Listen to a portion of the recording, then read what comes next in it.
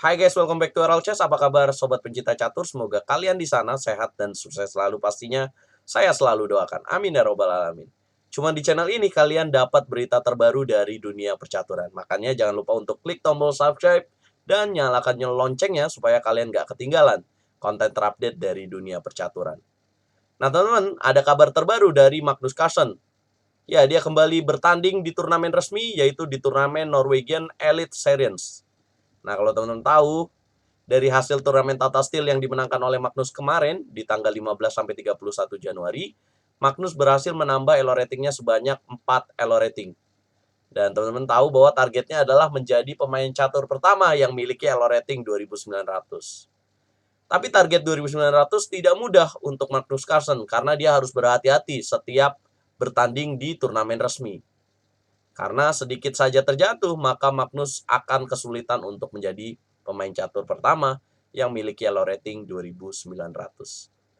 Di babak kelima, Norwegian Elite Series, Magnus memegang bola putih berhadapan dengan International Master yang elo ratingnya 400 lebih rendah dibandingkan dia. 2469 International Master Osmo Gersuns Talaksen. Gimana nih ejanya? Ya mohon maaf kalau misalkan ejanya tidak benar teman-teman. Magnus memulai dengan memainkan E4, C6 dijawab karokan, kuda F3. Magnus melangkahkan sebuah variasi yang berbeda karena variasi populer dalam permainan karokan untuk putih adalah D2, D4. D5 dimainkan oleh hitam, putih menjalankan D3. Magnus langsung menantang lawannya untuk bermain dengan fase endgame. Ya, sang lawan yang elo ratingnya lebih rendah tidak takut dengan makan pion E4, makan kembali, dan menukar langsung menterinya. Raja D1, kemudian kuda D7, Magnus kuda B D2, E5 hitam, kuda C4 ancam pion, langsung dijaga dengan pion F6. Kuda FD2 dilakukan oleh Magnus Carlsen, kuda C5, dan A4 dimainkan oleh putih. Tujuannya adalah untuk mencegah pion B7, B5, dan membuat kuda di petak C4 ini nyaman, teman-teman. Dan tujuan lainnya adalah untuk jalan A5. Gajah E6, Magnus B4, kuda D7, C3. Kuda H6 dimainkan oleh Osmo. Kenapa nggak kuda ke E7? Karena ada kuda D6 skak dan mendapatkan pion B7. Raja C2 Magnus, kuda F7, kuda B3. Nah, teman-teman tahu ya, kalau misalkan Magnus nih sering mendapat julukan dari kalian itu sebagai Raja Endgame. Pokoknya sulit lah kalau lawan Magnus di Endgame. Nah, kita akan lihat nih manuver apa yang ingin dilakukan oleh Magnus. Kuda D6, International Master Osmo, kuda makan kuda, gajah makan kuda, dan kuda A5. Ancam pion B7, hitam memilih rokade panjang. Putih gajah C4, menukarkan gajah terangnya, gajah makan gajah, kuda C4. Gajah E7, gajah E3, dan B6 hitam. Magnus benteng HD1, hitam raja C7, Magnus dobrak dengan A5. Tujuannya adalah untuk membongkar jalur A dan menempatkan benteng di petak A7. Hitam menjawab taktis dengan B5. Nah, di sini Magnus melakukan langkah yang tidak akurat di langkah ke-21. Sebenarnya Magnus di sini sudah unggul cukup jauh ya, teman-teman, evolution bar-nya. Hanya setelah langkah kuda B6 membuat evaluasinya makin sedikit keunggulan untuk Magnus. Ada langkah lain yang harusnya menjadi pilihan Magnus, yaitu kuda B2. Apabila A6, Magnus bisa manuver dengan kuda D3. Merebut petak C5 ini. Ya, kuda B6 dijalankan Magnus. Hitam melakukan blunder dengan kuda B8. Nah, di sini Magnus tidak menemukan langkah yang akurat, langkah hukuman untuk dimenangkan oleh putih. Nah, bisakah kalian tebak langkah apa yang seharusnya dijalankan oleh putih dalam posisi ini, teman-teman? Ya, tepat sekali jika kalian memilih A6. Tujuannya apa? Jika dimakan, maka pionnya akan terus maju, teman-teman, dengan benteng D8, dan dorongan pion A7 di sini. Maka putih akan memenangkan pertandingan ya, teman-teman, karena kuda D7 pionnya akan promosi dan akan ditukar dengan benteng, teman-teman.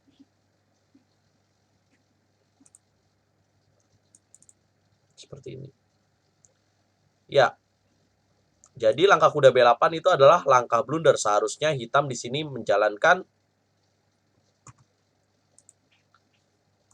makan kuda di petak B6. Apabila makan, kemudian makan kembali,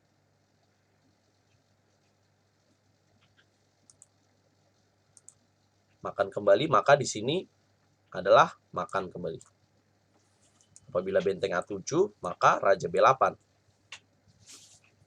Ya, apabila makan gajah E7, maka akan makan dan kuda C4, teman-teman.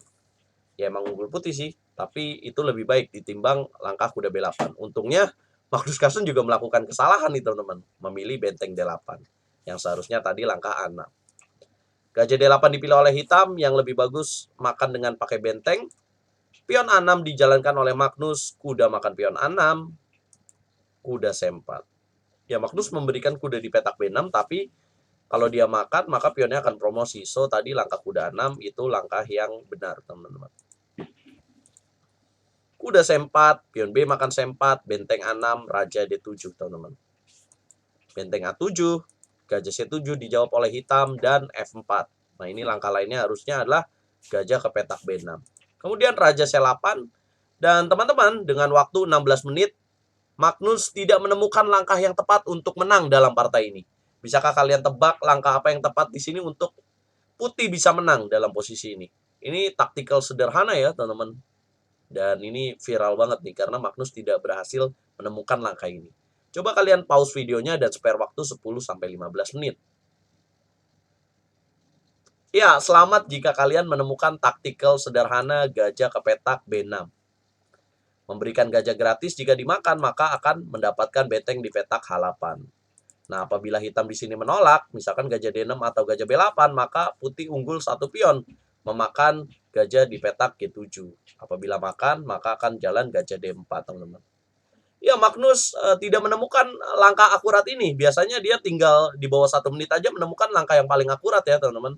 Ini nggak tahu Magnus habis makan apa atau kenapa dia tidak bisa menemukan langkah ini. Yang pasti ini manusiawi ya, teman-teman. Kalau misalkan kalian tidak berpikir dengan secara evaluasi yang menyeluruh, maka kalian akan kehilangan kesempatan untuk menang.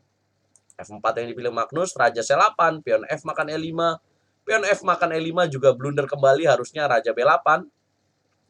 Tapi di sini Magnus tidak berhasil kembali menemukan langkah yang sama, langkah gajah B6.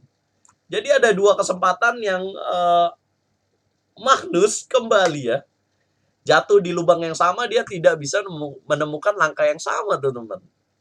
Ini juara dunia loh, juara dunia tidak berhasil menemukan langkah yang akurat, diberikan kesempatan 2 kali, teman-teman. Makanya saya sering bilang bahwa ya juara dunia juga manusia ya, teman-teman. Jadi kalian kalau melakukan kesalahan dalam permainan itu hal wajar. Tapi jangan terlalu sering masalahnya. Siapa yang lebih sering melakukan kesalahan, maka dia yang kalah dalam permainan catur, teman-teman. Nah, di sini Magnus lebih memilih benteng A8. Gajah B8, benteng A5, raja B7. Magnus B5, benteng C8, dan B6. Ya, ini jadi lebih sulit untuk Magnus menang dalam posisi seperti ini. Hitam benteng F8, benteng A1, benteng F6. Magnus G3, H5, raja D2, benteng D6 skak, raja C2, benteng F6. Gajah C5, H4 hitam, benteng D1, Magnus blunder. Ya, langkah lain harusnya Magnus makan pion H4 untuk mengancam dengan benteng G1 dan menjatuhkan pion G7. Magnus benteng D1, hitam pion H makan G3, pion H makan G3, dan benteng G6. Benteng D7 skak, raja A6, benteng D8, raja B7, gajah F2, benteng F6. Gajah 1, G6, gajah D2, dan gajah D6. Ini nggak tahu kenapa International Master lawannya Magnus ini, walaupun elo ratingnya 400 jaraknya, tapi menemukan langkah akurat terus, teman-teman. Jadi semua akan menjadi lebih kuat ketika berhadapan dengan Magnus. Gajah E3, C5, G4, raja B6, dan benteng E8, raja C6. G5, raja D7, benteng A8, dan benteng F3. Ya, Magnus jadi lebih sulit untuk menang dalam posisi ini, teman-teman. Lebih sedikit, Magnus coba benteng A4, gajah E7, benteng C4, benteng G3. Ya, Magnus dapat pion C5, hitam dapat pion G5. Gajah B4, benteng G2, raja D3, benteng G3. Raja C2, gajah B4. Pion C makan B4, raja E7. B5, benteng F3, benteng C5, raja D6.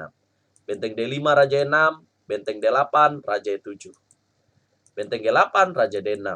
benteng G6, raja C5, B6, benteng F7. Ya, Magnus unggul 1 pion, tapi not enough ya teman-teman. Tidak cukup untuk pemain putih bisa menang dalam posisi ini. Ya, akhirnya sama-sama jatuh pionnya dan hitam juga punya pion promosi di jalur E. Ya.